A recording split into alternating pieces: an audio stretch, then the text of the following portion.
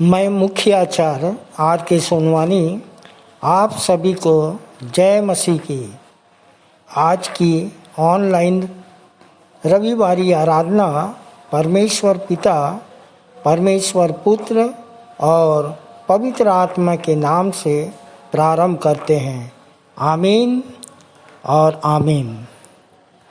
आइए आज की आराधना हम प्रारंभ करते हैं और प्रारंभ में हम एक छोटी प्रार्थना कर लेंगे भाई श्री मनोज कुमार जांगड़े की अगुवाई में। आप सबको जय मसीह की। मेरा नाम मनोज कुमार जांगड़े है। यहाँ आने के कारण मेरी पत्नी को शैतानी शक्ति लगी हुई थी। विश्वासी मंदिर की प्रार्थना दुआ से ठीक हुई है। जैसे हम बचे हैं वैसे दूसरों को बचाने की प्रयास करते हैं। हमारे अगुओं को धन्यवाद देता हूँ कि प्रथम प्रार्थना के लिए मुझे चुना। आइए प्रार्थना में जाएं। धन्यवाद धन्यवाद महान समर्थी, सेना का यहोवा, आकाश और पृथ्वी का मालिक पिता, आपने रात में मीठी नींद दिया पिता और सुबह का सुंदर प्रकाश दिखलाया पिता।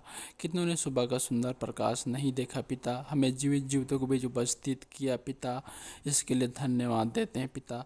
बीते सप्ताह संभाल के रखा पिता, इसके लिए धन्यवाद देते हैं पिता। परमेश्वर आपका वचन कहता है पिता, जो बुद्धि की कमी हो यहोवा परमेश्वर से मांगे, उदारता से देता है।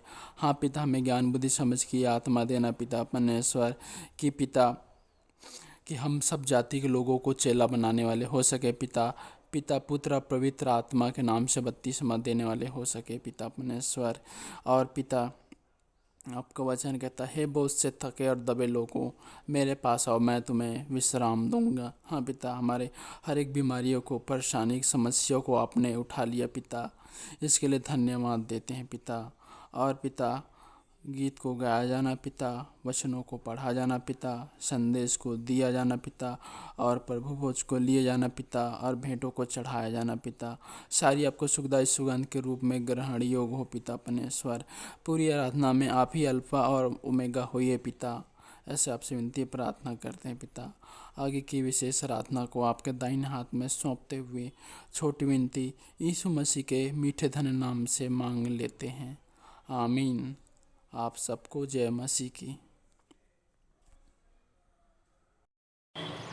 आइए प्रभु की महिमा में हम गीत गा लेंगे। अमन गाना गावो से 13 नंबर, प्रभु दे रहे हैं मन्ना। तो आइए हम गाएं होसन्ना। राजाओं का राजा है, प्रभुओं का प्रभु है।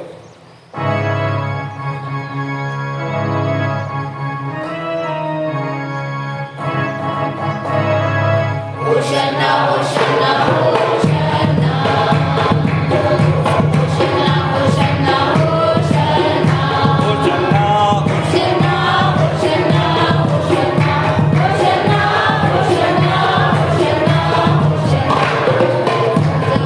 राजा है,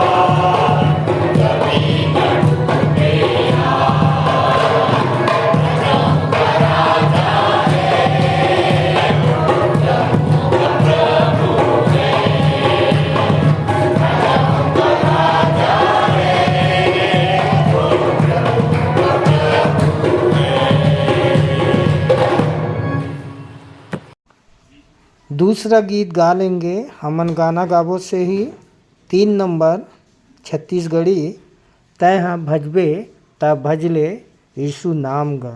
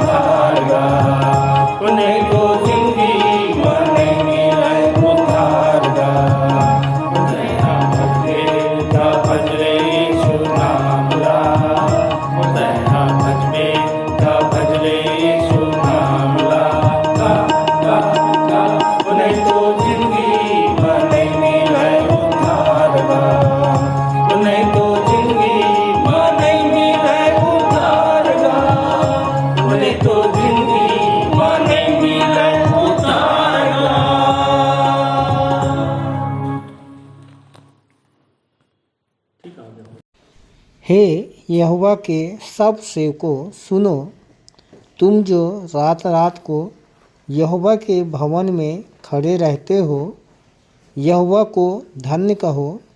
अपने हाथ पवित्र स्थान में उठाकर यहोवा को धन्य कहो। यहोवा जो आकाश और पृथ्वी का करता है, वह सियोन में से तुझे आशीष देवे। आइए हम सर्वशक्तिमान पिता की आराधना में जाएं। मुख्य आराधना के प्रारंभ में हम एक गीत गा लेंगे।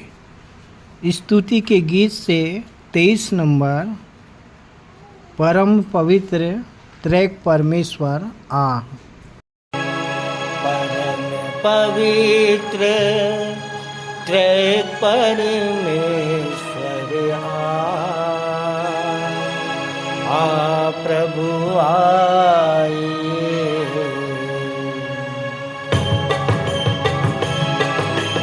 परम पवित्र त्रैक परमेश्वर प्रभु आइए। परम पवित्र त्रैक परमेश्वर प्रभु आइए। प्रभु सरग जगत तम नाशक विद्युत, प्रभु सरग जगत तम नाशक विद्युत, अनादिना तब रूप दर्शाने, दे प्रभु दे। परम पवित्र त्रैक परमेश्वर प्रभु आइए। खोला मैंने मन का द्वार, पाप से भरा बेशुमार। खोला मैंने मन का द्वार, पाप से भरा बेशुमार। अपने लहू से धो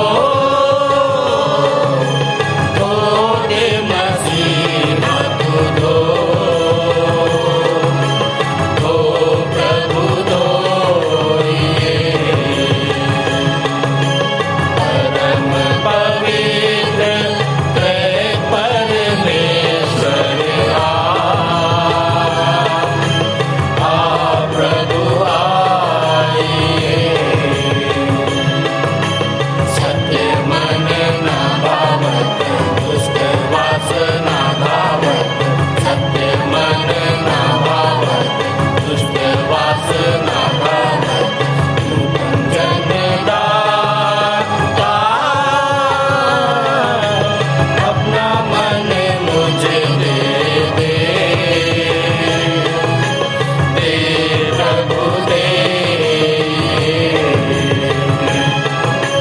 परम पवित्र त्रैक परमेश्वर प्रभु आइए। पवित्र आत्मा तू उतर कर शुद्ध यह मंदिर। पवित्र आत्मा तू उतर कर शुद्ध यह मंदिर। ज्योति चमका दे मेरी प्रार्थना तू सुन प्रभु सुनिए। परम पवित्र त्रैक परमेश्वर प्रभु आइए। प्रभु आइए। प्रभु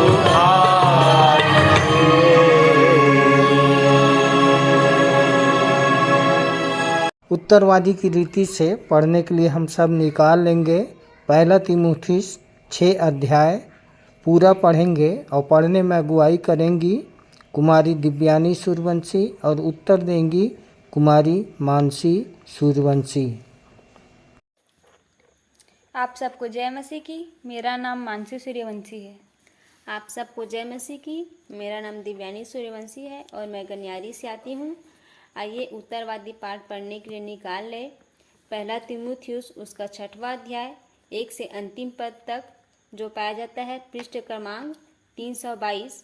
पहला पद मैं पढ़ूंगी, दूसरा पद आप बहन के साथ पढ़ लीजिएगा। जितने लोग जुए के नीचे अर्थात दास हैं, वे अपने स्वामियों को पूर्ण सम्मान के योग्य समझे, जिससे परमेश्वर का नाम तथा हमारी शिक्षा की निंदा न की जाए। जिनके स्वामी विश्वासी हैं, वे भाई होने के कारण अपने स्वामी का अनादर न करें, परंतु स्वामी की और अधिक सेवा करें, क्योंकि वे जो इसका लाभ प्राप्त करते हैं वे विश्वासी और प्रियजन हैं। इस सिद्धांत को सिखाता व प्रचार करता रहा। यदि कोई भिन्न प्रकार की शिक्षा देता है और हमारे प्रभु यीशु मसीह के ठोस वचन तथा भक्ति के अनुसार शिक्षा से सहमत नहीं होता, वह अहंकारी है और कुछ भी नहीं समझता। उसे वाद विवाद और शब्दों पर तर्क करने का रोग है, जिससे ईर्ष्या, द्वेष, निंदा, अश्लील भाषा, बुरे बुरे संदेह और उन मनुष्यों के मध्य निरंतर झगड़े उत्पन्न होते हैं जिनकी बुद्धि भ्रष्ट हो गई है, जो सत्य से दूर हो गए हैं और जो भक्ति को लाभ का साधन मानते हैं। परंतु संतोष सहित भक्ति वास्तव में महान कमाई है, क्योंकि न तो हम संसार में कुछ लाए हैं, न यहाँ से कुछ ले जाएंगे। यदि हमारे पास भोजन और वस्त्र है तो इन्हीं से हम संतुष्ट रहेंगे। परंतु जो धनवान होना चाहते हैं, वे प्रलोभन, फंदे में और अनेक मूर्खतापूर्ण और हानिकारक लालसाओं में पड़ जाते हैं, जो मनुष्य को पतन तथा विनाश के गर्त में गिरा देती है। क्योंकि धन का लोभ सब प्रकार की बुराइयों की जड़ है। कुछ लोगों ने इसकी लालसा में विश्वास से भटक कर अपने आप को अनेक दुख से छलनी बना डाला है। परंतु हे परमेश्वर के जन, तू इन बातों से भाग और धार्मिकता, भक्ति, विश्वास, प्रेम, धैर्य और नम्रता का पीछा कर। विश्वास की अच्छी कुश्ती लड़, अनंत जीवन को पकड़े रह, जिसके लिए तू बुलाया गया था और जिसकी उत्तम गवाही तूने अनेक गवाहों के सम्मुख दी थी।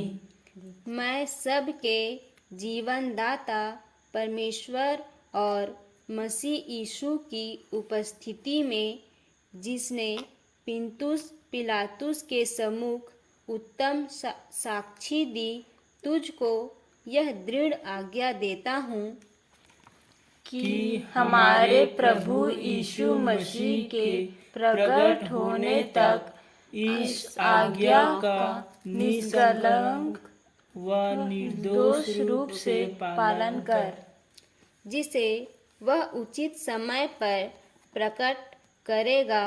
वह तो परम धन्य है और एकमात्र सम्राट, राजाओं का राजा और प्रभुओं का प्रभु, जो अमरता का एकमात्र अधिकारी है और अगम्य ज्योति में निवास करता है, जिसे किसी मनुष्य ने ना तो देखा है और ना देख सकता है, उसी का सम्मान करो। प्रभुत्व अनंत काल तक होता रहे। आमीन। जो इस वर्तमान संसार में धनवान है, उन्हें आदेश दे कि वे अहंकारी न बने और अनिश्चित धन पर नहीं, परंतु परमेश्वर पर आशा रखे, जो हमारे सुख के लिए सब कुछ बहुतायत से देता है। उन्हें आदेश दे कि भले कार्य करे, भले कार्यों में धनी बने, दानशील और उदार हो, कि वे अपने लिए ऐसा धन संचय करे जो भविष्य के लिए अच्छी नींव बन जाए, जिससे वे उसको पकड़ ले जो वास्तव में जीवन है।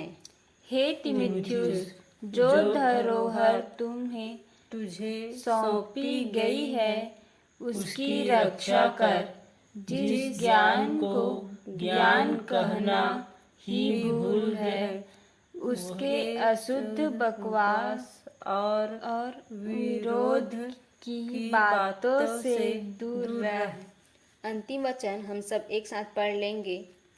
उसे स्वीकार करके अनेक लोगों से विश्वास से भटक गए हैं, तुम पर अनुग्रह होता रहे। परमेश्वर अपने वचन के पढ़े और सुने जाने पर हम सबको आशीष दे। आमीन। आइए हम विश्वास वचन बोलें। मैं सर्वशक्तिमान पिता पर स्वर्ग और पृथ्वी के सृजनहार परमेश्वर पर विश्वास रखता हूँ।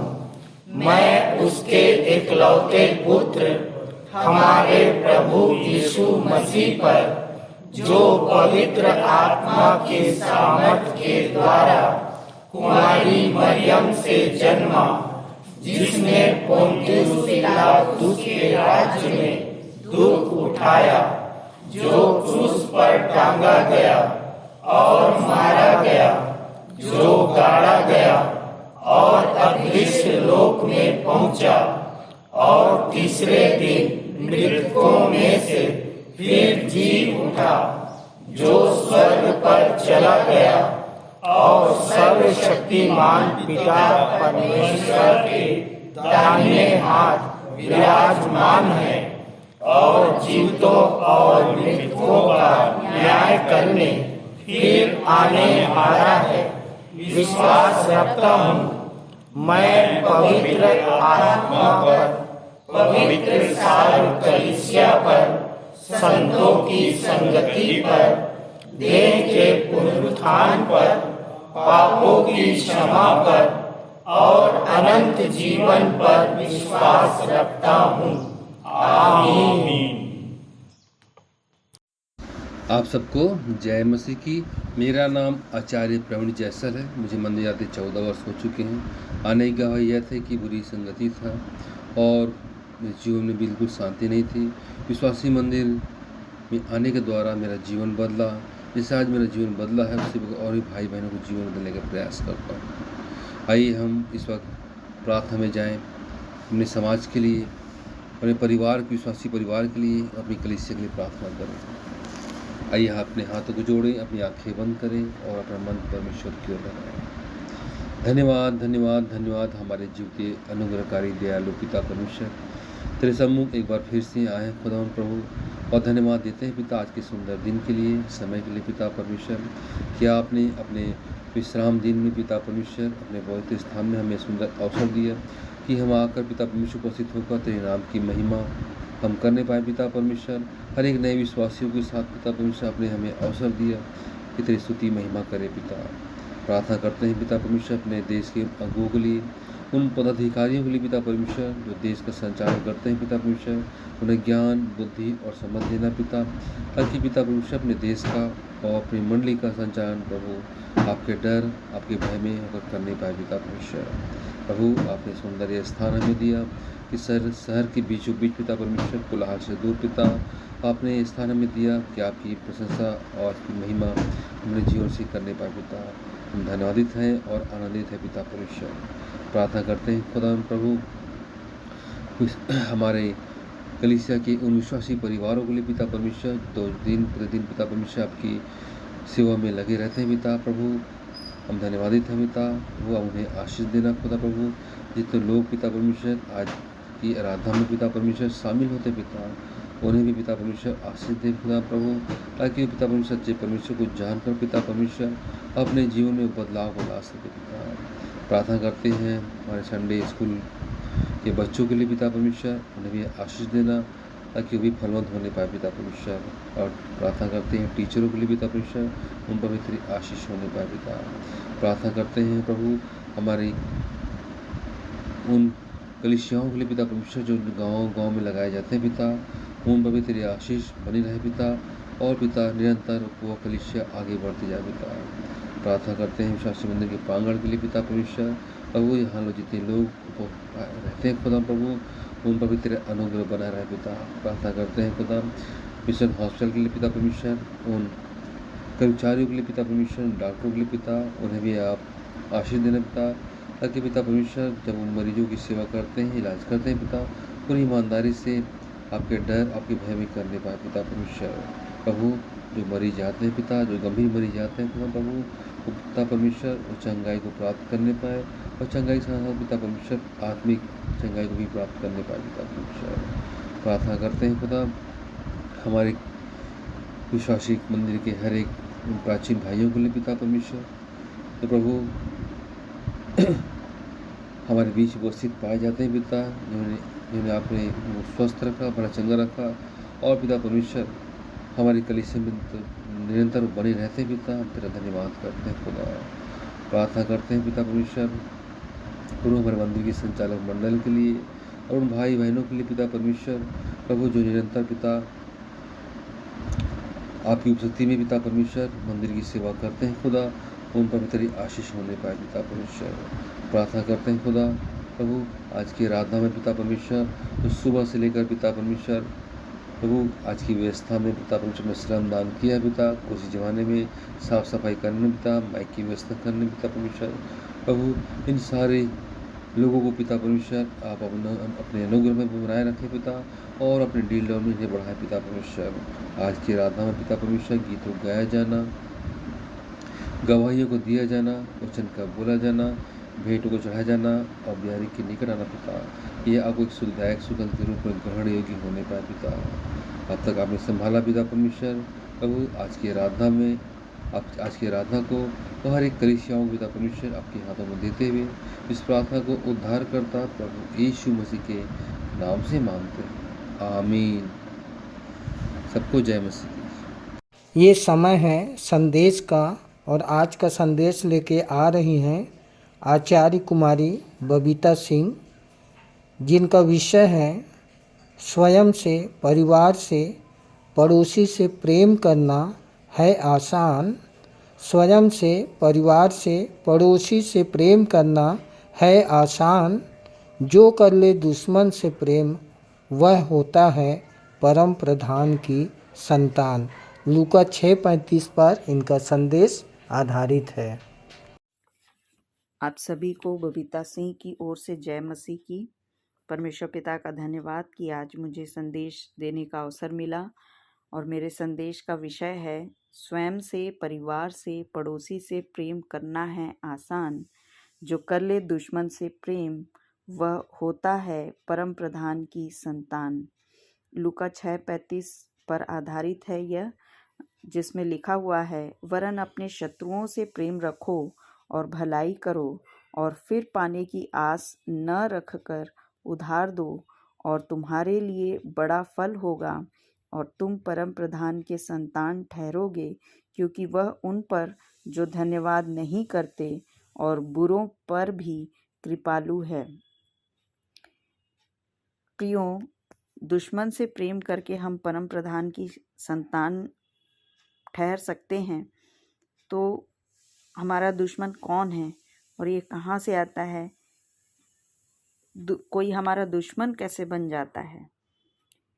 सांसारिक और आत्मिक जीवन में हमारी तरक्की, पद, प्रतिष्ठा, नाम, धन, धान्य, वर्चस्व, स्त्री, पुरुष, आपकी अच्छाई, प्रशंसा, इन सब चीज़ों को देखकर बहुत बार जलन से, द्वेष से, ईर्ष्या से लोग आपके दुश्मन, बैरी बन जाते हैं। दुश्मन वो होता है जो विरोधी होता है, हमारे लिए हानिकारक विचार या योजनाएं रखता है, हमारे कार्यों में वो बाधा डालने का प्रयास करता है। भजन संहिता 41 उसके 5 और 7 और 8 पद मैं आपके सामने पढ़ूंगी। मेरे शत्रु यह कहकर मेरी बुराई करते हैं, वह कब मरेगा और उसका नाम कब मिटेगा। मेरे सब बैरी मिलकर मेरे विरुद्ध कानाफूसी करते हैं, वे मेरे ही विरुद्ध होकर मेरी हानि की कल्पना करते हैं। वे कहते हैं कि इसे तो कोई बुरा रोग लग गया है, अब जो यह पड़ा है तो फिर कभी उठने का नहीं। प्रियो, जब हम स्वयं से, परिवार से, पड़ोसी से प्रेम करते हैं, इसी दौरान ही हमें दुश्मन मिल जाते हैं।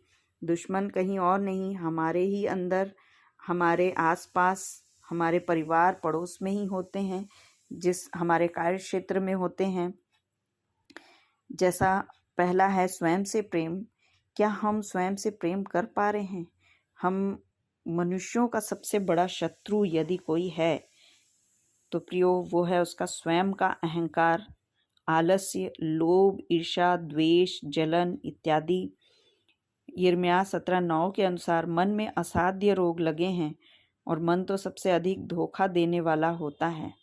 इसीलिए नीति वचन 4:23 में लिखा हुआ है कि सबसे अधिक अपने मन की रक्षा कर, क्योंकि जीवन का मूल स्रोत वही है।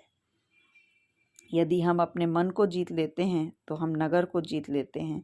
मन के जीते जीत है और मन के हारे हार। शैतान हमारे मन पर वार करता है और हम यदि उस पर काबू पा लेते हैं तो हम विजय प्राप्त करते हैं अपने दुश्मन पर। परिवार से प्रेम जब हम करते हैं प्रियो, तो मत्ती 10 उसके 36 में लिखा हुआ है, मनुष्य के बैरी उसके घर ही के लोग होंगे। मीका 7:5 में लिखा हुआ है, मित्र पर विश्वास मत करो, परम मित्र पर भी भरोसा मत रखो, वरन अपनी अर्धांगिन से भी संभल कर बोलना। शिमशोन और दलीला के विषय में तो हम सब जानते ही हैं। और भाई भाई का दुश्मन हो जाता है, उसका खून करने के लिए तैयार हो जाता है, धन दौलत, वैभव, प्रॉपर्टी के लिए।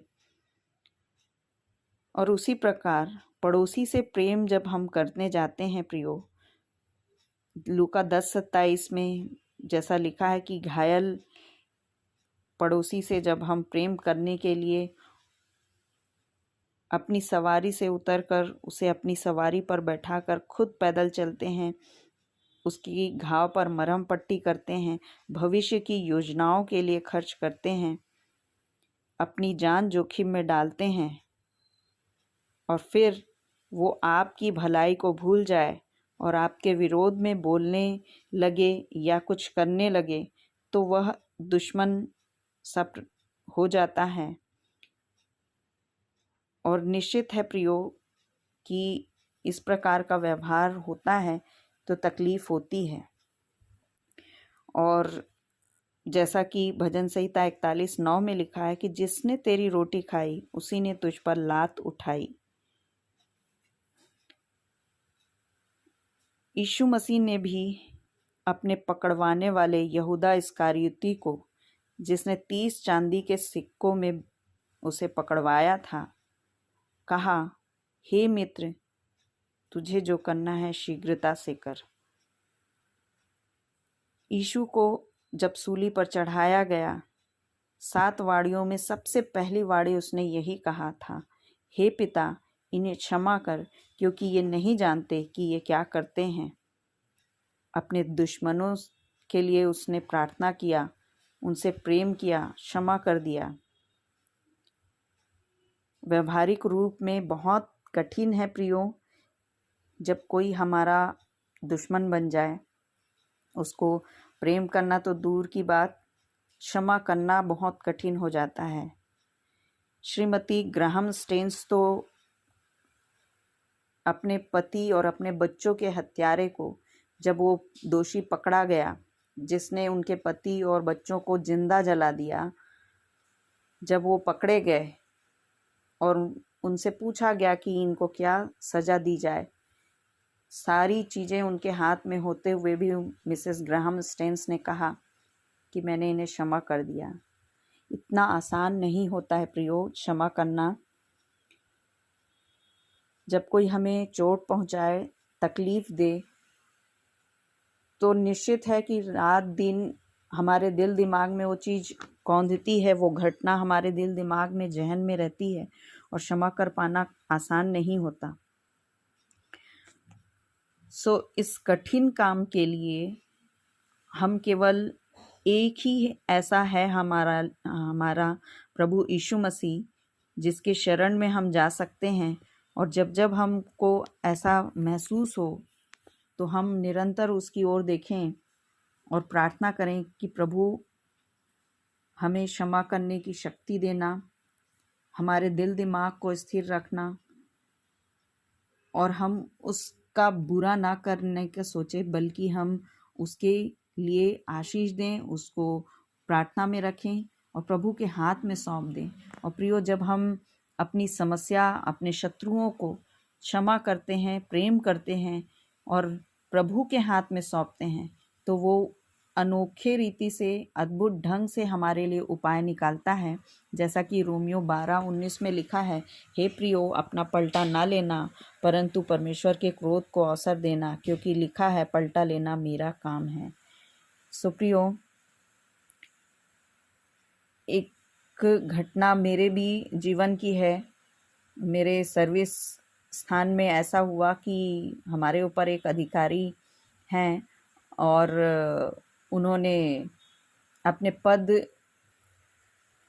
का वर्चस्व दिखाते हुए, चूँकि उनकी पहुँच बहुत बड़े बड़े लोगों तक है, उनके स्वयं के भाई सांसद हैं, तो कुछ गलत निर्णयों पर भी वो सबकी सहमति चाहते थे। और ऐसा हुआ कि उनकी गलत नीतियों पर मैं और एक दो और टीचर्स जो थे सहमत नहीं थे, हम उसमें सहमत नहीं हुए और उन्होंने बहुत कोशिश किया, परेशानी में हम सबको डाला। और ऐसा हुआ कि जब किसी इंसान के पास पद आता है तो वो उसका दुरुपयोग पहले ज़्यादा करता है। और जब हम काफ़ी परेशान हुए, मैंने परमेश्वर पिता के पास घुटने टेके और प्रार्थना किया, प्रभु आप ही इन सब बातों का निराकरण कर सकते हैं, आप ही संभालिए।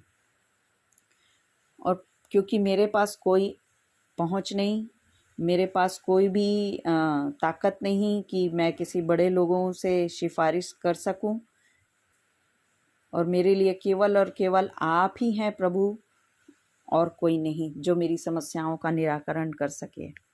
और परमेश्वर ने ऐसा अद्भुत काम किया कि विभागीय जांच हुई और सारी गड़बड़ियां जब उनकी पकड़ी गई, उनको निलंबित किया गया। उनके पारिवारिक जीवन में, उनके व्यावसायिक जीवन में बहुत ज़्यादा परेशानियां आई, और जो उनका अहंकार था, जो एक पहुंच का घमंड था कि मेरा कोई कुछ बिगाड़ नहीं सकता, वो सारी चीज़ें ख़त्म हो गई। उनको उस स्थान से, उस पद से हटाया गया और उनको परमेश्वर पिता की ओर से ये सब कुछ हुआ, मैंने देखा और मैंने समझ लिया कि सच में जब हम परमेश्वर पिता के प्रति हम ईमानदार होते हैं, हम जब प्रेम करते हैं, तो परमेश्वर हमारी सब समस्याओं का निराकरण करता है प्रियो।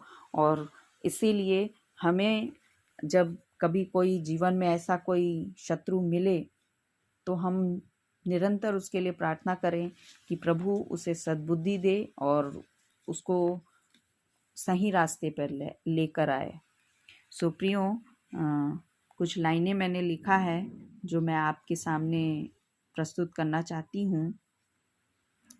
स्वयं से प्रेम, स्वयं से, परिवार से और पड़ोसी से प्रेम के ही दौरान, स्वयं से, परिवार से और पड़ोसी से प्रेम के ही दौरान आप हो जाएंगे हैरान कि किसी न किसी रूप में दुश्मन से हो जाएगी आपकी पहचान, कि किसी न किसी रूप में दुश्मन से हो जाएगी आपकी पहचान। आपके काम में बाधा डालकर वो करेगा परेशान, आपके काम में बाधा डालकर वो करेगा परेशान। सहना पड़ेगा आपको अपमान, सहना पड़ेगा आपको अपमान। सो यीशु से प्रार्थना कर, सो यीशु से प्रार्थना कर कि दे सकें उस प्रिय शत्रु को क्षमादान। केवल मसीहा ही सिखाता और करता है दुश्मन से प्रेम को आसान, केवल मसीहा ही सिखाता और करता है दुश्मन से प्रेम को आसान। स्वयं को जीवित, पवित्र और परमेश्वर को भावता हुआ करके करना है तुम्हें बलिदान। पहले स्वयं को जीवित, पवित्र और परमेश्वर को भावता हुआ करके करना है तुम्हें बलिदान। अपने परिवार, माता पिता का प्रेम से करें सम्मान, अपने परिवार, माता पिता का प्रेम से करें सम्मान। अपने पड़ोसियों के लिए लगा दें अपना तन मन धन और अपनी जान, अपने पड़ोसियों के लिए लगा दें अपना तन मन धन और अपनी जान। तभी हम बन सकेंगे परम प्रधान की संतान, तभी हम बन सकेंगे परम प्रधान की संतान। परमेश्वर अपने इस वचन के द्वारा हम सबको आशीषित करे। धन्यवाद। जय मसीह की। सुंदर संदेश के लिए आचार्य कुमारी बबीता सिंह और उनके पूरे परिवार को प्रभु बहुतायत की आशीष दे। प्रभु भोज विधि का संचालन आचार्य श्रीमती प्रीतमा कुर्रे के द्वारा। आप सभी को जय मसीह की। मेरा नाम आचार्य श्रीमती प्रियतमा कुर्रे है। आइए हम सब प्रभु भोज की विधि में चलें।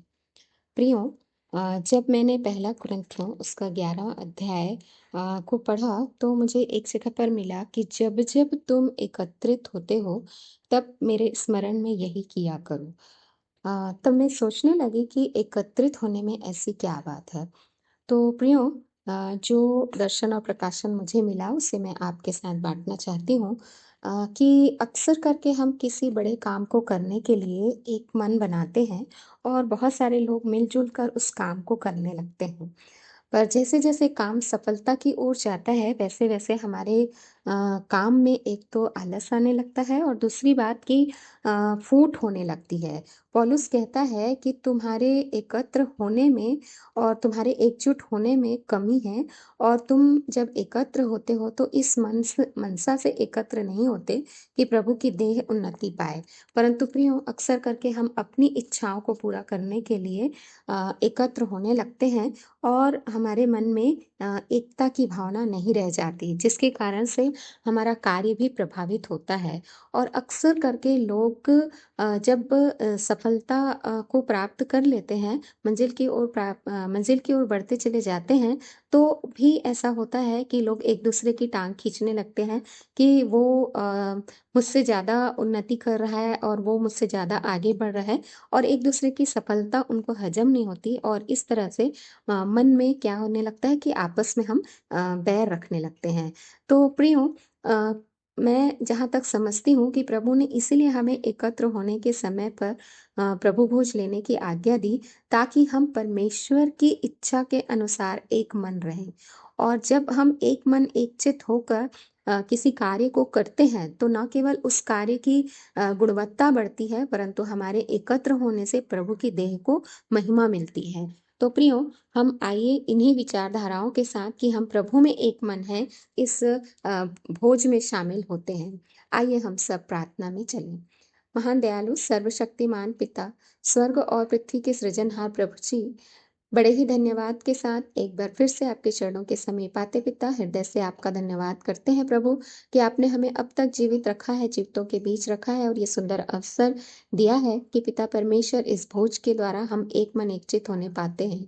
प्रेमी पिता परमेश्वर, हम आपसे प्रार्थना और निवेदन करते हैं कि जितने लोग इसमें शामिल होते हैं प्रभु, उन्हें आप ऐसा मन दीजिए कि वो प्रभु में एक मन होकर आपके नाम को ऊंचा उठा सके और कलीसिया उन्नति करने वाली हो सके। प्रभु, कोई भी अशुद्धि इस प्रभु भोज की रोटी और दाखरस में है तो पिता वो आपकी बड़ी दया से दूर होने पाए, आपके लहू के द्वारा शुद्ध होने पाए। हम इसमें हाथ डालें और प्रभु एक चित रहें।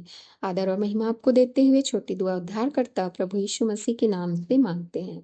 सो प्रियो, यह बात मुझे प्रभु की ओर से पहुंची और मैंने तुम्हें भी पहुंचा दी कि जिस रात प्रभु यीशु मसीह पकड़वाए गए, उन्होंने रोटी ली और धन्यवाद के साथ तोड़ी और अपने शिष्यों को दिया और इसी रीति से उन्होंने ब्यारी के पीछे कटोरा भी लिया और धन्यवाद किया और अपने चेलों को देते हुए कहा, यह मेरी नई वाचा में वह लहू है जो बहुतों के पाप क्षमा के निमित्त बहाया जाता है। इसलिए जब कभी तुम इसे पीते हो तो मेरी मृत्यु को जब तक मैं दोबारा ना आऊं स्मरण करते रहो। प्रियो, आप सभी जितने लोगों ने बपतिस्मा विधि के द्वारा प्रभु यीशु मसीह को ग्रहण किया है, इसमें शामिल हो सकते हैं और प्रभु भोज लेने के बाद आइए हम सब प्रार्थना में जाएंगे। महान दयालु सर्वशक्तिमान पिता, स्वर्ग और पृथ्वी के सृजनहार प्रभु जी, बड़े धन्यवाद के साथ एक बार फिर से आपके चरणों के समीप आते पिता धन्यवाद करते हैं प्रभु कि आपने हमें ऐसा मन दिया कि हम इस प्रभु भोज की ब्यारी में शामिल हो सके हैं। पिता परमेश्वर, हम आपसे प्रार्थना और निवेदन करते हैं पिता कि प्रभु जी इसके लेने के द्वारा हमारे मन की सारी अशुद्धियां दूर होने पाए और प्रभु जी हम आप में एक मन एक चित होकर आपकी नाम की महिमा और स्तुति करने वाले हो सके।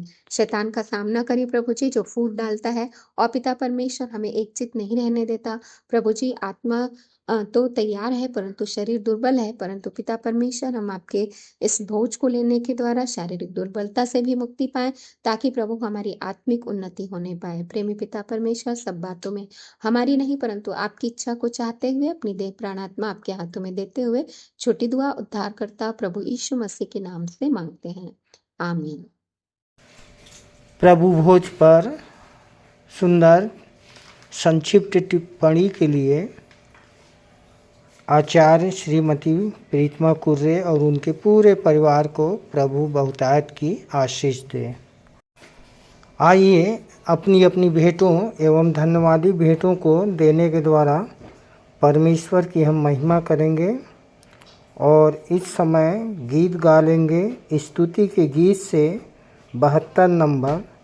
तत्पश्चात भेंट की प्रार्थना करने में अगुवाई करेंगी श्रीमती ज्योति वर्मा।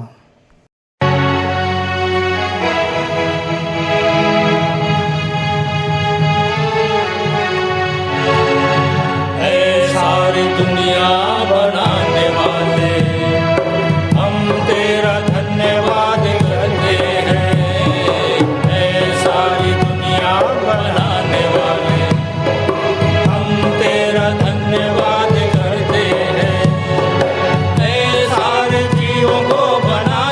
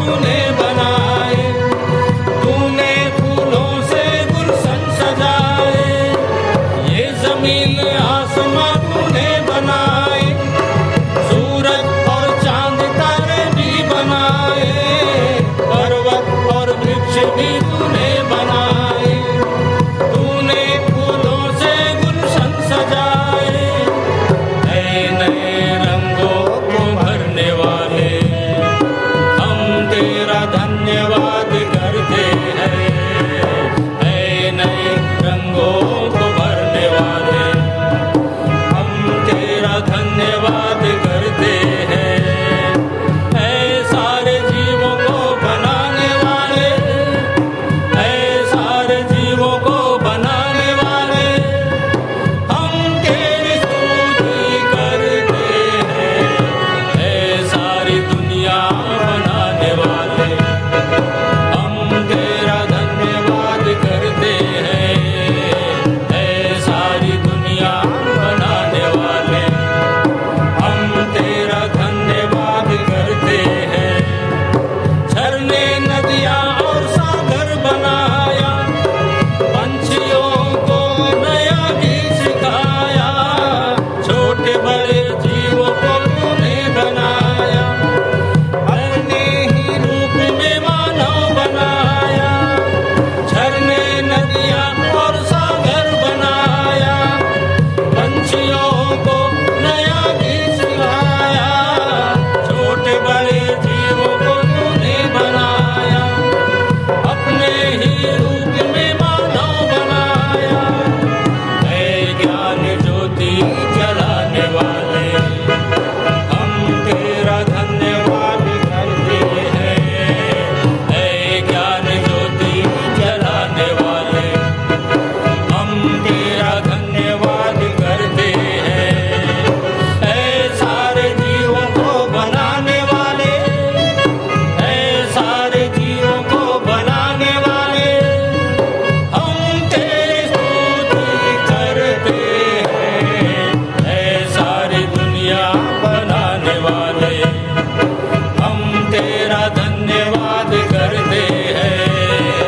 ऐ सारी दुनिया बनाने वाले, हम तेरा धन्यवाद करते हैं। हम तेरा धन्यवाद करते हैं। हम तेरा धन्यवाद करते हैं।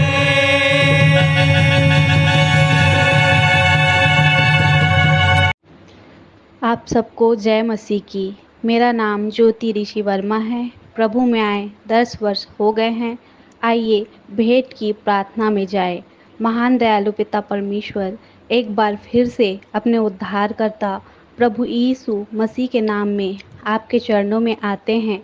धन्यवाद देते हैं प्रभु जी, जीवन के इस क्षण तक हम सबको सुरक्षित रखे। जो आशीषें आपने हमें दिए हैं, उन्हीं आशीषों में से छोटा सा अंश आपके वेदी में अर्पण किए हैं। उस भेंट को ग्रहण करें प्रभु जी। यह भेंट आपके राज्य की महिमा के लिए उपयोग होने पाए। जिन हाथों ने दिया है, उन सभी के काम धंधों में आशीष दीजिए। हर एक कमी घटी को अपने स्वर्गीय भंडार से पूरा कीजिए। जिन भाई बहनों ने अपने घर से अनाज और अपने खेत बाड़ी से जो सब्जियां आपके वेदी में अर्पण किए हैं, उन सब को आशीष देना। उन सभी के खेत खलिहानों में आपकी बहुतायत की आशीष बने रहे और हम आपकी आशीष पाकर धन की लालसा में ना डूबे। हमें मौद्रिक मानसिकता से बचाना, बल्कि निर्बलता में सामर्थ्य की सिद्धि प्राप्त कर सके और अपने आप को जीवित, पवित्र और परमेश्वर को भावता हुआ समर्पित कर सके। अपनी देह, प्राण, आत्मा आपको सौंपते हुए धन्यवाद के साथ इस प्रार्थना को यीशु मसीह के नाम से मांगते हैं। आमीन।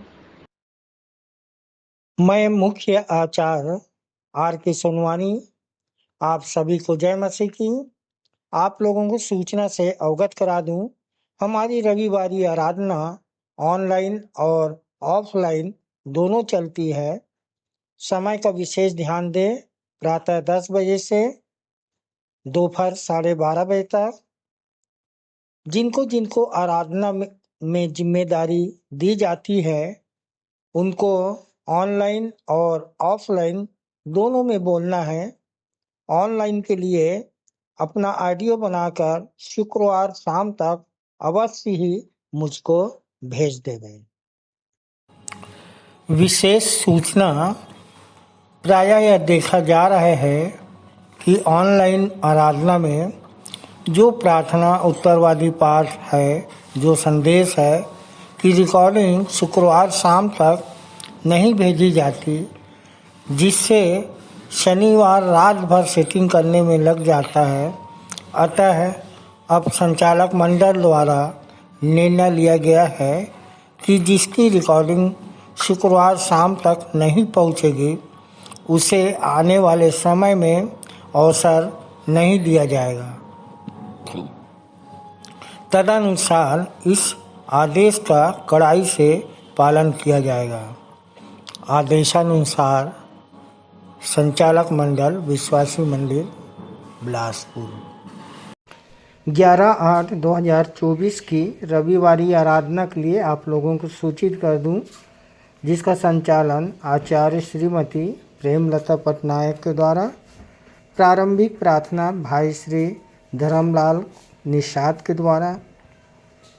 उत्तरवादी पाठ फिलिपियो 3 अध्याय पूरा पढ़ लेंगे और पढ़ने में अगुवाई करेंगे मिस्टर अनीस जोगी, उत्तर देंगे मिस्टर अनिकेत जोगी। सामान्य सामाजिक एवं पारिवारिक कलिसियाई प्रार्थना आचार्य कुमारी प्रतिभा शेष के द्वारा। संदेश होगा, पहला संदेश श्री अर्पित हंटर के द्वारा, जिनका विषय है संसार में न लगाए मन। संसार में ना लगाए मन, लूत की पत्नी को रखें स्मरण। आप अपने संदेश के लिए लूका रचित सुसमाचार 17 अध्याय 32 और 33 ले सकते हैं। दूसरा संदेश कुमारी संजना भोरे के द्वारा, जिनका विषय है मिला है जो तोड़ा उसे बढ़ाना है। मिला है जो तोड़ा उसे बढ़ाना है, ना कि मिट्टी में गड़ाना है। आप अपने संदेश के लिए मत्ती रचित सुसमाचार 25 अध्याय 24 से 30 पद ले सकती हैं। भेंट की प्रार्थना बहन कुमारी सोमा सोनी के द्वारा। मुख्य संदेश हम अपने संचालक जी से उत्तरवादी पाठ पर हम सुन लेंगे। अंतिम प्रार्थना सहायक सह आचार्य श्री वीरेंद्र साहू के द्वारा और सह संचालिका डॉक्टर अल्पना राम जी की आशीष से सभा का समापन करेंगे। धन्यवाद।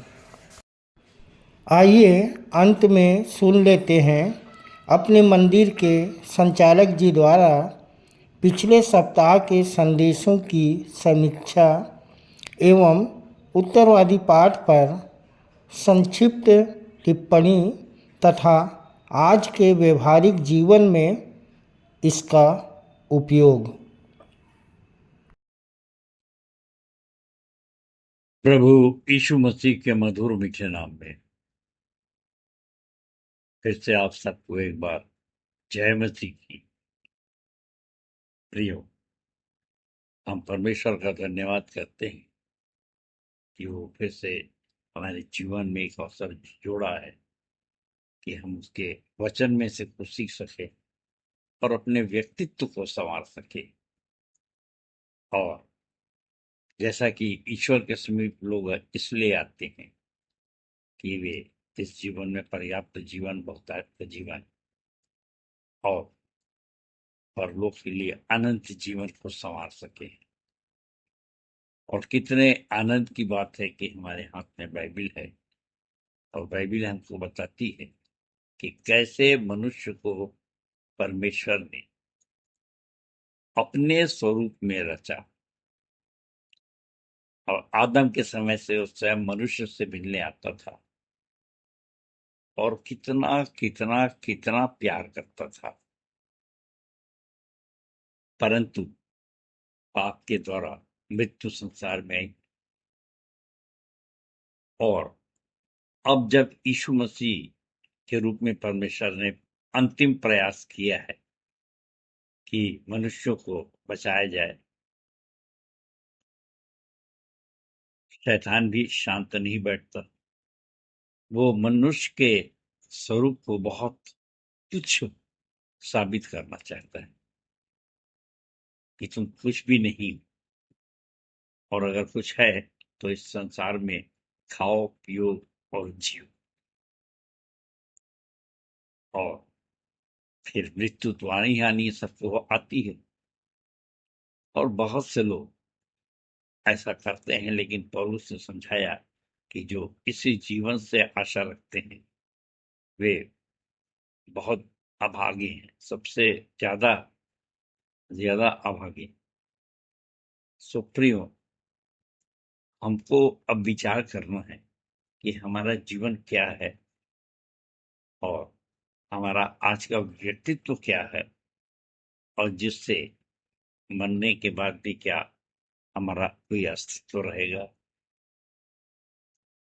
और इसलिए बहुत से ऐसे विषय हमारे सामने रखे जाते हैं, और मैं पिछले सप्ताह की बात आपको बताना चाहूंगा जो आपने सुना है, और उसी का एक सारांश दृष्टिकोण आपके सामने रखता हूं मैं। और बहुत ही मैं आनंदित हूं कि भाई दुर्गेश देवांगन द्वारा अपने विश्वासी मंदिर में पहला संदेश दिया गया। और प्रियो, जब प्रारंभ में विश्वासी मंदिर खुला और उसके बाद 2004 की बात है कि जब मुझको अटैक आया, और उस समय परमेश्वर ने अद्भुत रीति से इनके पिताजी को, भाई लाडली देवांगन को भेजा।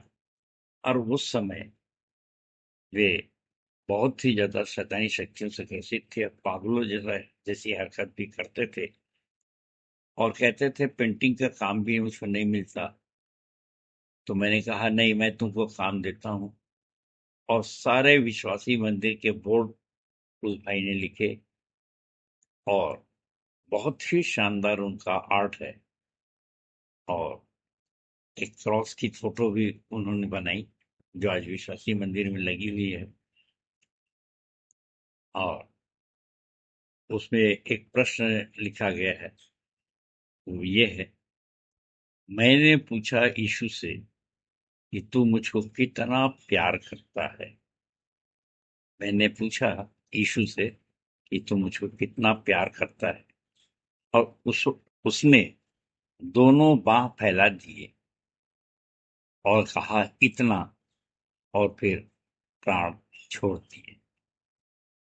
सो भाई की ये जो एक रचना है, उनका जो ड्राइंग है, उनकी जो पेंटिंग है, वो हमारे मंदिर में टंगी हुई है।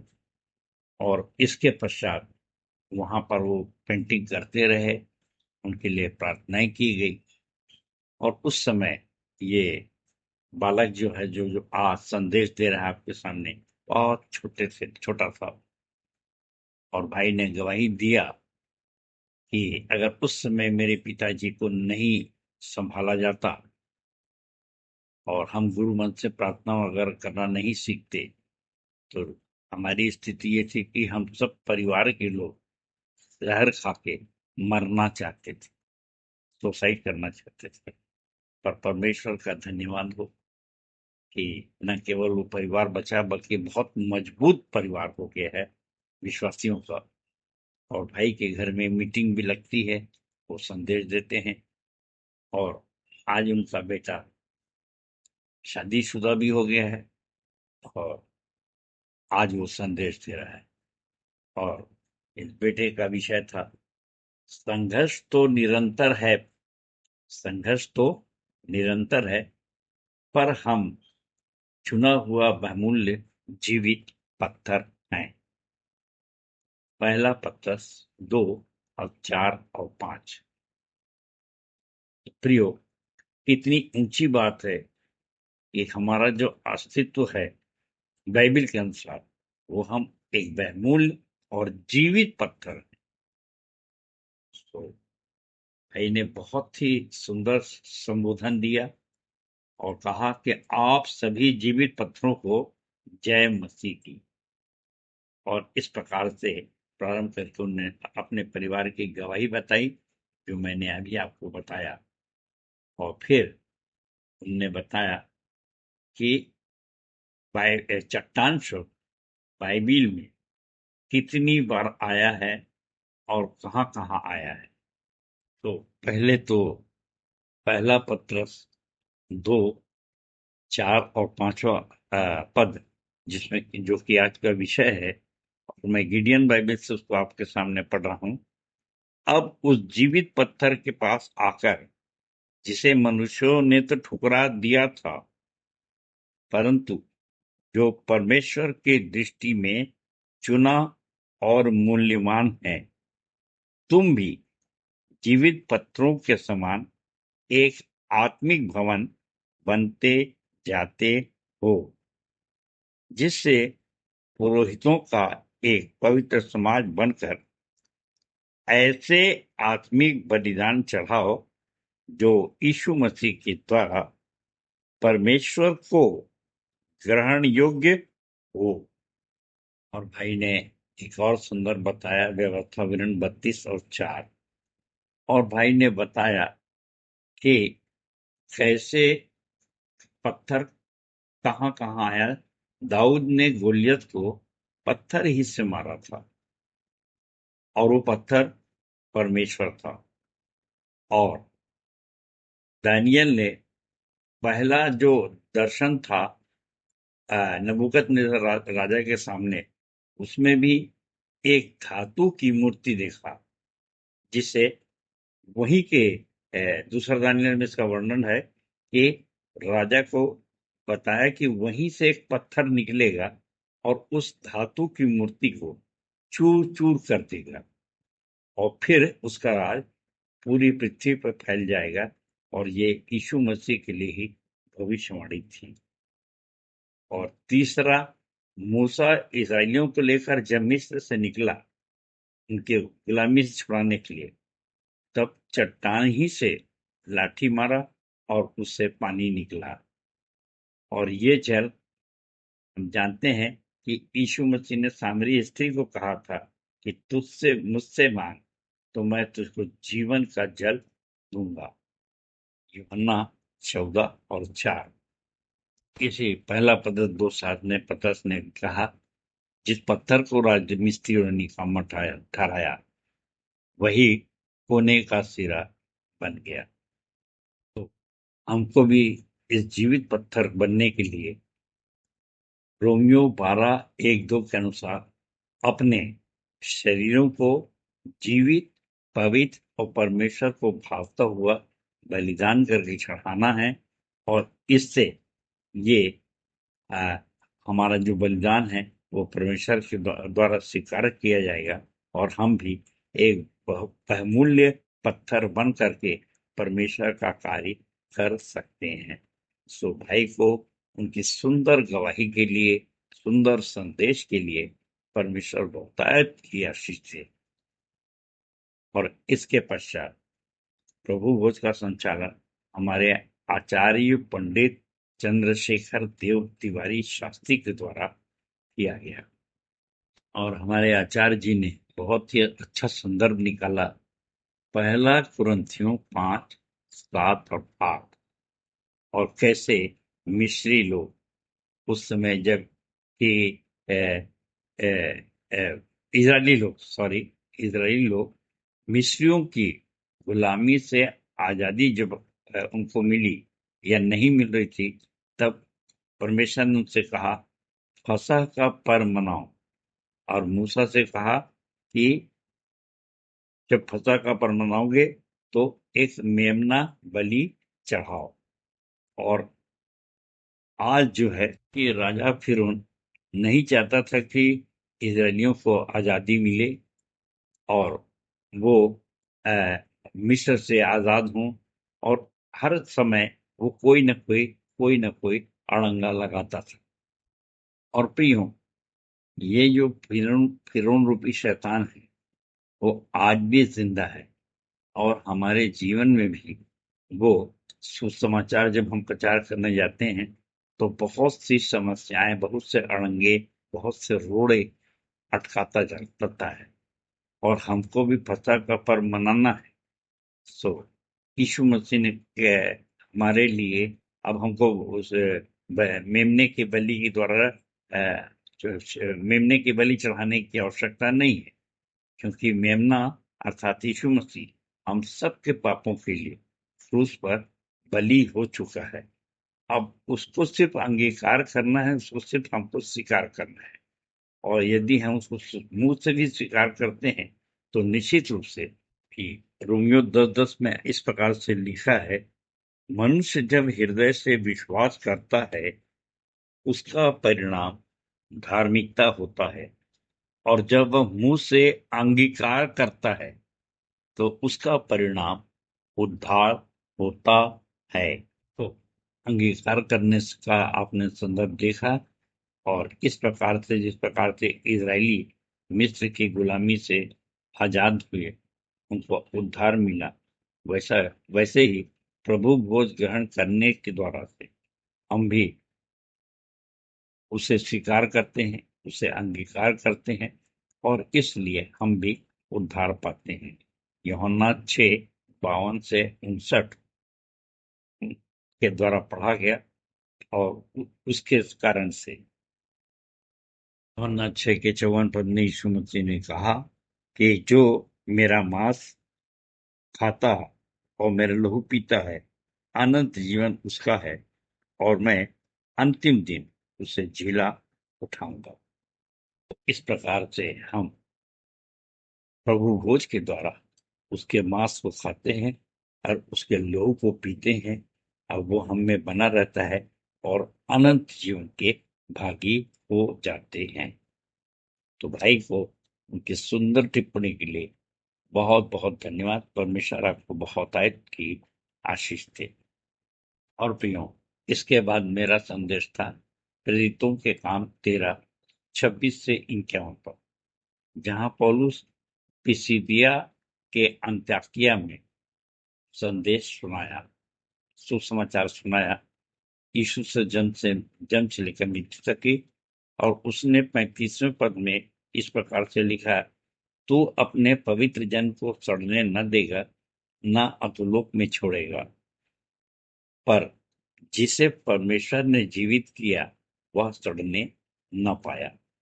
सुप्रियो, हम जानते हैं दाऊद मरा और सड़ गया, परंतु यीशु मसीह ने हमको झिलाया है, और इसीलिए यदि हम उसके सुसमाचार पे विश्वास करते हैं तो निश्चित रूप से वो हमको सड़ने नहीं देगा। पौलुस ने बहुत स्पष्ट शब्दों में 2 कुरिन्थियों 3:7 और 18 पे इस बात को स्पष्ट किया कि हम अंश अंश करके उसी तेजस्वी स्वरूप में बदलते चले जाते हैं। यहूदी तो जलन से भर गए 44 से 46 पद में, परंतु 47-48 पद में अन्य जातियों ने उसे ग्रहण किया, और जो अनंत जीवन के लिए ठहराए गए थे उन्होंने ही विश्वास किया। तो प्रियो, आप और मैं कैसा विश्वास करते हैं? विश्वास 4 प्रकार के होते हैं, जो कि बोर्ड नंबर 3 में लिखा है। आप हमन गाना गावन की देख सकते हैं, टिप क्रमांक 3 18 पृष्ठ पे। और हमको भी संक्रामक विश्वासी बनना है, और जिससे कि हम से कि हमारी लाशें सड़े ना, परंतु अंश अंश करके तेजस्वी स्वरूप में बदलें और अनंत जीवन को प्राप्त करें। सो परमेश्वर अपने वचन के कहे जाने पर आशीष दे। अब आज का उत्तरवादी पाठ 1 तीमुथियुस 6:1 से 21। आइए विचार करें। प्रभु यीशु मसीह के मधुर मीठे नाम में फिर से एक बार आप सबको जय मसीह की। हम फिर से धन्यवाद देते हैं परमेश्वर को इस सुंदर अवसर के लिए। और प्रियो, ये दूसरा भाग है हमारी रिकॉर्डिंग का। और आप सब जानते हैं या नहीं जानते मैं नहीं कह सकता, मगर क्या है कि जब ये मैसेज सेंड किए जाते हैं, भेजे जाते हैं, तो 15 मिनट से अधिक की रिकॉर्डिंग होने पे मैसेज सेंड नहीं हो पाता है, और कई समस्याएं। तो हम प्रयास करते हैं कि 15-15 मिनट के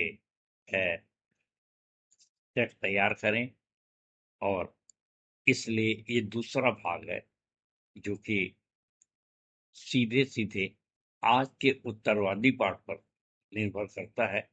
तो पहला आज का उत्तरवादी पाठ है 1 तीमुथियुस 6:1 से 21 पूरा।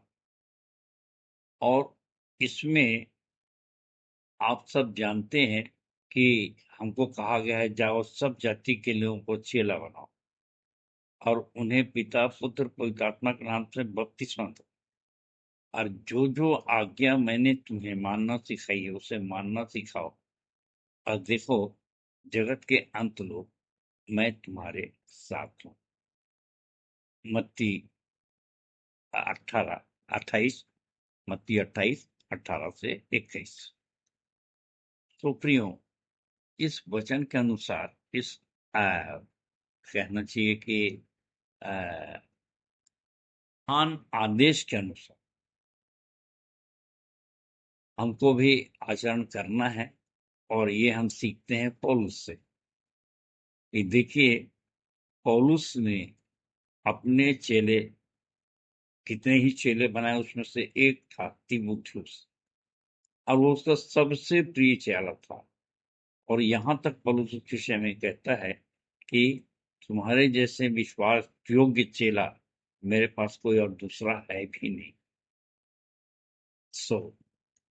ऐसे चेले कब बनते हैं, कब चुनाव होता है? जबकि वो जो जो संदेश दिए जाते हैं, जो जो आज्ञाएं दी जाती हैं, जो जो बात समझाई जाती है, और जो जो आचरण करने के लिए कहा जाता है, वे उसको पूरी तरह मानते हैं। और इसलिए पौलुस ने अपने प्रिय चेले तीमुथियुस को, जिसे वो भाई जैसे समझता था, ये पत्र लिखा है।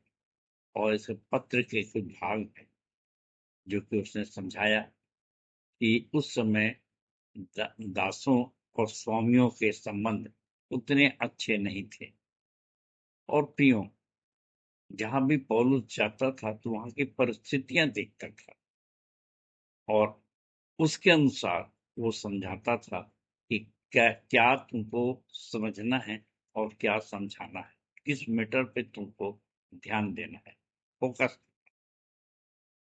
और उस समय जो स्वामियों के व्यवहार थे वो दासों के प्रति बहुत क्रूर भी हुआ करते थे, और दास लोग भी मौका पाते ही अपने स्वामियों को खत्म करने की योजना बनाते थे। तो ये संबंध जो है वो उतने मधुर नहीं थे।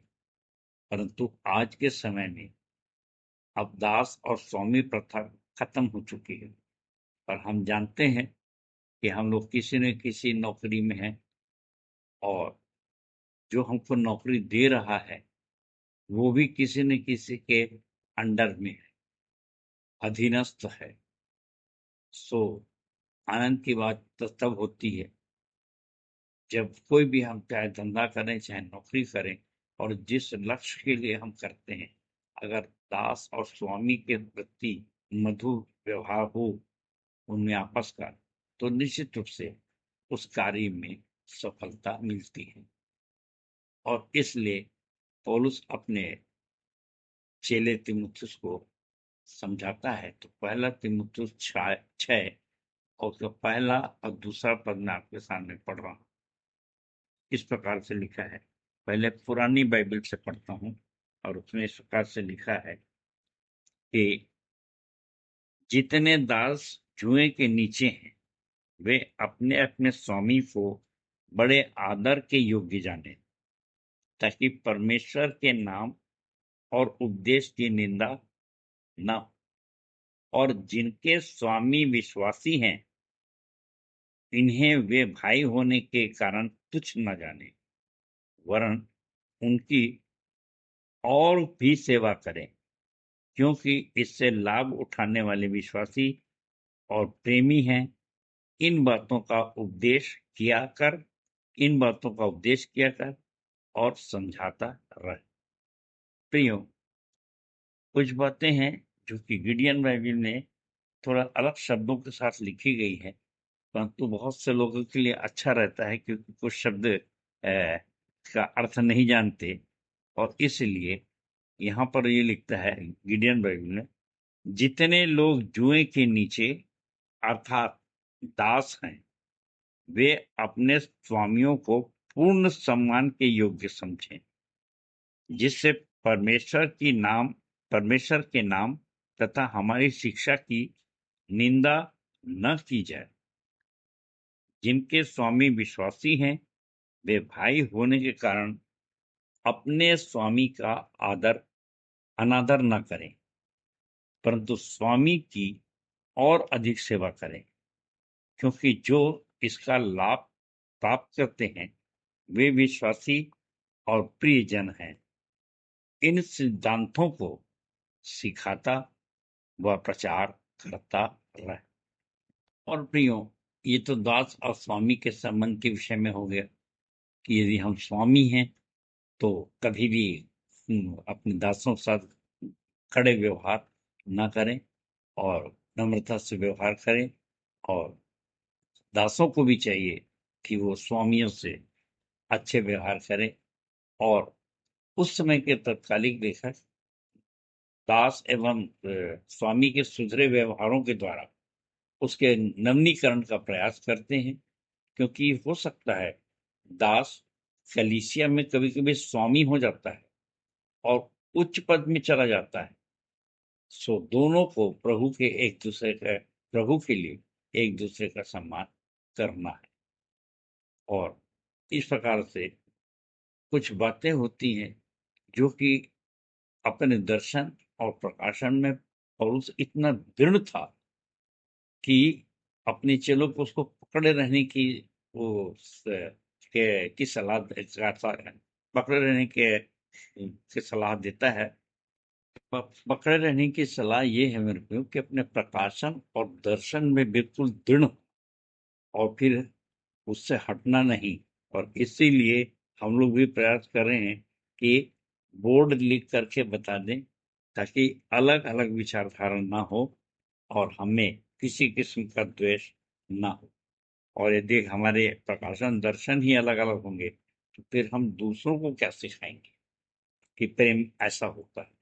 सो मेरे प्रियो, यहाँ पर देखिए 3 से 4 पद में पौलुस लिखता है, यदि कोई और ही प्रकार का उपदेश देता है और खरी बातों को अर्थात हमारे प्रभु यीशु मसीह की बातों को और उस उपदेश को नहीं मानता जो भक्ति के अनुसार है, तो वह अभिमानी हो गया है और कुछ नहीं जानता, वरन उसे विवाद और शब्दों पर तर्क करने का रोग है, जिससे डाह और झगड़े और निंदा की बातें और बुरे बुरे संदेह और उन मनुष्यों में व्यर्थ के रगड़े झगड़े उत्पन्न होते हैं जिनकी बुद्धि बिगड़ गई है और वे सत्य से विहीन हो गए हैं, जो समझते हैं कि भक्ति कमाई का द्वार है। तो प्रियो, कौन गुरु चाहेगा कि उसके चेलों में रगड़े झगड़े हों और अलग अलग लोग अलग अलग बातें बोले।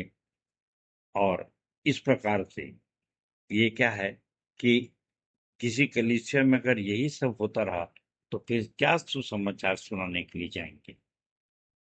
परमेश्वर का धन्यवाद हो कि आप समझ रहे हैं कि मैंने बिल्कुल संसार से अलग हट के सारे प्रकाशन दर्शन जो भी थे वो इसीलिए बोर्ड बनाए गए। और आपने जाना कि कैसे लाडली देवंगन वहां पर जब लिख रहे थे तो एकदम पागल जैसे थे, परंतु कैसे उनका जीवन बदला, यानी हर काम परमेश्वर की उपस्थिति में और आशीष से संपन्न हुआ, और जिसके प्रमाण पुख्ता प्रमाण आज भी मौजूद हैं। शब्दों पे तर्क करने वाले हमको रोगियों से न केवल बचना है बल्कि अपने प्रियों अपने चेलों को भी बचाना है। कि आखिर में पौलुस ने लिखा है कि इन लोग भक्ति को कमाई का मार्ग, पैसा कमाने का धंधा बना लिए हैं, और इसलिए उसे कहता है यहाँ पर कि 10वें पद में, क्योंकि धन का लोभ सब प्रकार की बुराइयों की जड़ है, कुछ लोगों ने इसकी लालसा में विश्वास से भटककर अपने आप को अनेक दुखों से छलनी बना डाला है। पौलुस यहाँ पर अपने प्रिय को उसको चेतावनी देता है कि परंतु हे परमेश्वर के जन, तू इन बातों से भाग, 11वें और 12वें पद में, और धार्मिकता, भक्ति, विश्वास, प्रेम, धैर्य और नम्रता का पीछा कर, विश्वास की अच्छी कुश्ती लड़, अनंत जीवन को पकड़े रहे जिसके लिए तू बुलाया गया था और जिसकी उत्तम गवाही तूने अनेक गवाहों के सन्मुख दी थी।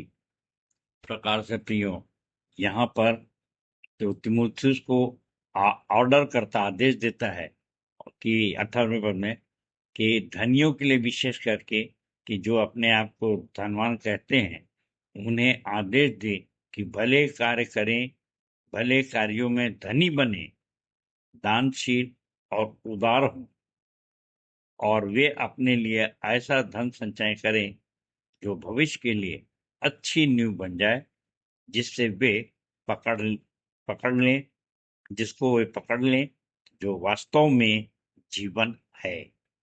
प्रियो, हमको भी कैसे धनी बनना है, और हम जानते हैं कि एक बड़ी सिद्धि वाली बात है, और जब तक वो सिद्धि ना आए तो हम कुछ भी नहीं है, क्योंकि उसने कहा कि मेरी सामर्थ्य निर्बलता में सिद्ध होती है। दूसरा कोरिन्थियों 12:9। सो प्रियो, यहाँ पर एक बात देखिए जो आखिरी में वो समझाना चाहता है कि हम कैसे धनी बने और कैसे हम परमेश्वर का काम करें।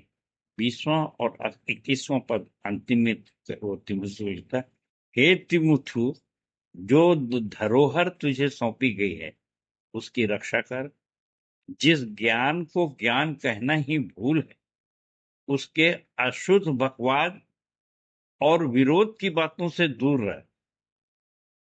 उसे स्वीकार करके अनेक लोग विश्वास से भटक गए हैं, तुम पर अनुग्रह होता रहे। प्रियो, इसको मैं अपने शब्द में अपने प्रियो को शुरू से समझाता रहा हूं कि जो ज्ञान सिद्ध नहीं है उससे अनंत जीवन नहीं मिल सकता। और हर ज्ञान की बातें देखिए, अपन साइंस के जमाने में जी रहे हैं, और कोई भी ज्ञान है विज्ञान में बदल जाता है, और वो विज्ञान कब कहलाता है, जब कारण और परिणाम के प्रति निश्चित हो। तो प्रियो, विज्ञान जो बनता है वो कारण और परिणाम के प्रति निश्चित होता है, और इसलिए पौलुस पहला कुरिन्थियों 2:4 लिखता है कि मेरे वचनों में ज्ञान की डुबाने वाली भाषा नहीं, परंतु आत्मा और सामर्थ का प्रमाण था।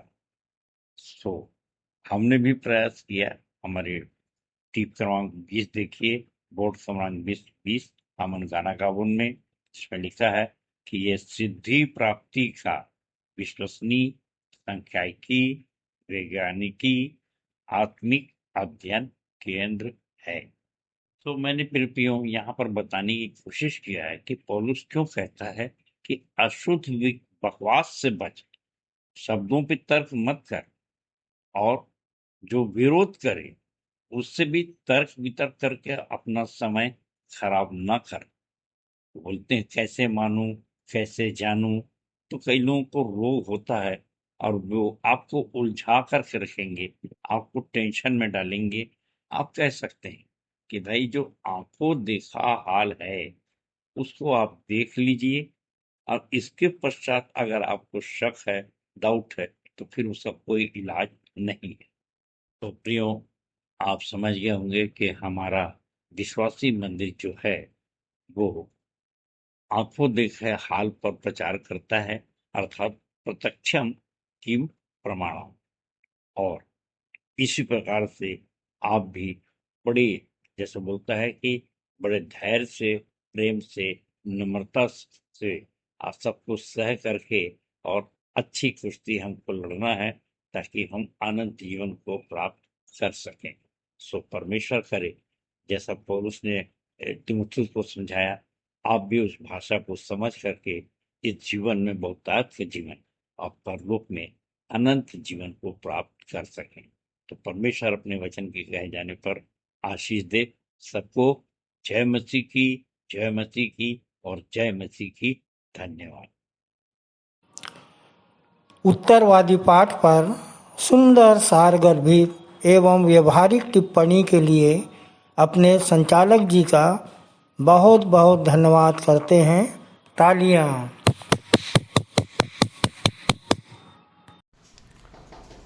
हम अपनी आराधना के अंतिम भाग में हैं। अंतिम गीत गाएंगे हमन गाना गावो से 41 नंबर मसीह बिना जीना बेकार है। अंतिम प्रार्थना करने में अगुवाई करेंगी श्रीमती जूही नेहा जलाल। प्रभु की प्रार्थना और संचालक जी की आशीष से आज की सभा का समापन करेंगे। आइए आराधना के अंत में हम अंतिम गीत गा लेंगे जो हमन गाना गावो से 41 नंबर मसीह बिना जीना बेकार है, वही मेरे जीवन का आधार है।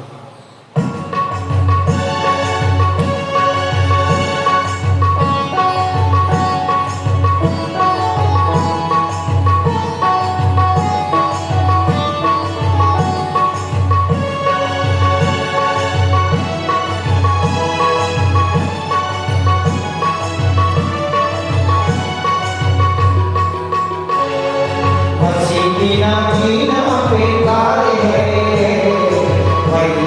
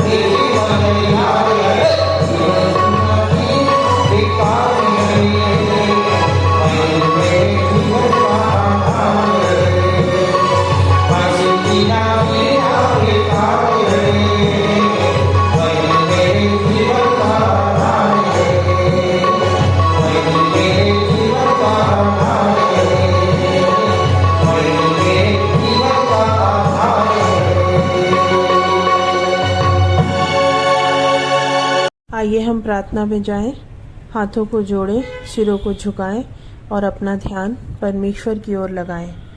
महान अनुग्रहकारी सामर्थ्य पिता परमेश्वर, आपके चरणों के करीब आते हैं। आपको लाखों लाख धन्यवाद देते हैं जीवन की तमाम उत्तम आशीषों के लिए जो आपने हमें दी है पिता। आपने हमें भला चंगा स्वस्थ रखा, जीवतों के बीच में रखा पिता, और ये सुंदर सुअवसर प्रदान किया पिता परमेश्वर कि आपकी महिमा स्तुति और आराधना करने के लिए हम इस विश्राम वार के दिन प्रवेश करने पाए हैं पिता।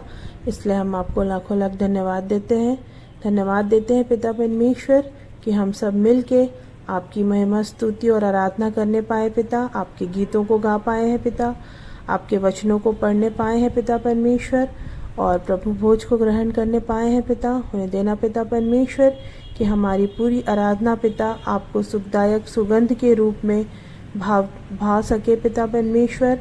होने देना पिता परमेश्वर कि आज जो वचन का बीज बोया गया है पिता, उसे हम केवल सुनने वाले ही नहीं बल्कि अपने जीवन में काम में लाने वाले हो सके पिता। और जितनों ने भी आज वचन का बीज बोया है पिता परमेश्वर, उसको आप अपनी आशीष से परिपूर्ण करना पिता, ताकि हमारे बीच वो और भी अधिक आपके दर्शन और प्रकाशन को हमें बताने वाले हो सके पिता, और हम सब आत्मिक उन्नति करने पाए पिता। ऐसी आपसे विनती और प्रार्थना करते हैं पिता। होने देना पिता परमेश्वर कि जिस तरह से अभी तक आपने हमें संभाला है, हफ्ते भर हमारी मदद सहायता की है पिता, उसी प्रकार से आने वाले हफ्ते में भी आप हमारे रक्षक और मददगार होना पिता परमेश्वर, ताकि हम पिता परमेश्वर फिर से यहाँ मिल सकें और आपकी महिमा स्तुति आराधना करने पाए पिता परमेश्वर। प्रार्थना करते हैं पिता, जितने भी लोग आज पहली बार आपके आराधनालय में आए हैं पिता परमेश्वर, उन सबों के लिए प्रार्थना करते हैं पिता। उन सबों को आप चंगाई देना पिता परमेश्वर, आत्मिक चंगाई और शारीरिक चंगाई दोनों उन्हें मिलने पाए पिता, और वो भी सच्चे परमात्मा को जान सके पिता परमेश्वर। ऐसी आपसे विनती और प्रार्थना करते हैं। जितने भी लोग अपनी मनोकामनाओं को लेके आपके पास आते हैं पिता, आपकी दृष्टि मन पे होती है पिता परमेश्वर, और आप जानते हैं कि हमें किस चीज़ की ज़रूरत है पिता, और आप हमें मांगने से पहले हमारी आवश्यकताओं को पूरी करने वाले पिता हैं। होने देना पिता परमेश्वर कि जितने भी ऐसे लोग हैं जो आपकी ओर देखते हैं पिता परमेश्वर, आपसे प्रार्थना करते हैं पिता, होने देना पिता परमेश्वर कि उनकी आशा आपसे टूटने ना पाए पिता, और उनकी हर एक प्रार्थनाओं का आप हाँ और आमीन में उत्तर देना पिता परमेश्वर। उनकी सारी मनोकामनाएं आपके द्वारा पूरी की जाने वाली हो सके, ऐसी आपसे विनती और प्रार्थना करते हैं पिता परमेश्वर। अब तक आपने संभाला है पिता, आने वाले दिनों में भी आप हमारे रक्षक और मददगार होइए पिता, और इसी तरह से पिता परमेश्वर हम एकजुट होकर आपकी आराधना और स्तुति करने पाए पिता। ऐसी आपसे विनती और प्रार्थना करते हैं पिता। सारी बातों में पिता परमेश्वर सारा आदर गौरव और महिमा आपको देते हैं पिता। मन वचन कर्म से अगर कोई पाप अपराध हुए हैं पिता, तो आप उन्हें क्षमा करिए पिता। ऐसी आपसे विनती और प्रार्थना करते हैं पिता परमेश्वर। और क्या मांगे पिता, आप हमारी मांगने से पहले हमारी सारी आवश्यकताओं को पूरा करते हैं। इसलिए इस छोटी सी दुआ को आपके बेटे प्रभु यीशु मसीह के धन्य और पवित्र नाम से मांग लेते हैं, आमीन। हे हमारे पिता, तू जो स्वर्ग में है, तेरा नाम पवित्र माना जाए, तेरा राज्य आए, तेरी इच्छा जैसे स्वर्ग में पूरी होती है, वैसे ही इस पृथ्वी पर भी पूरी हो। हमारे दिन भर की रोटी आज हमें दे, और जैसे हमने अपने अपराधियों को क्षमा किया है, वैसे ही तू भी हमारे अपराधों को क्षमा कर, और हमें परीक्षा में ना डाल, परंतु बुराई से बचा, क्योंकि राज्य, पराक्रम और महिमा सदा तेरे ही हैं। आमीन। और अब शांतिदाता परमेश्वर, जिसने भेड़ों के महान रखवाले हमारे प्रभु यीशु मसीह को सनातन वाचा के लोहू द्वारा मृतकों में से जीवित कर दिया, तुम्हें सब भले गुणों से परिपूर्ण करे, जिससे तुम उसकी इच्छा पूरी करो और जो कुछ उसकी दृष्टि में प्रिय है वह यीशु मसीह के द्वारा हमारे अंदर पूरा करे। उसी की महिमा युगान युग होती रहे। आमीन।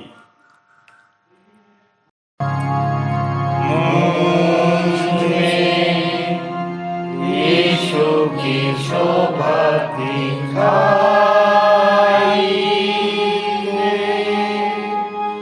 उसका अद्भुत प्यारा सा निर्मलता, हे तू आत्मा